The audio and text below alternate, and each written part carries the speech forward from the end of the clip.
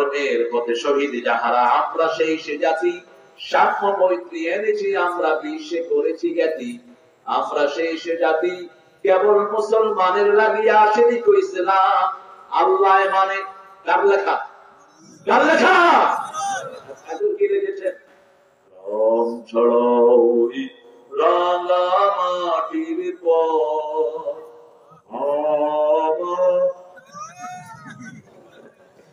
ওনার লেখার ধার আছে, কিন্তু উনি সারা জীবন আল্লাহকে চিনলেন না। আফসোস, এখন কোথায় তিনি? ওই নজরুল লিখেছে, মসজিদের পাশে আমার কবরটা কোথায়?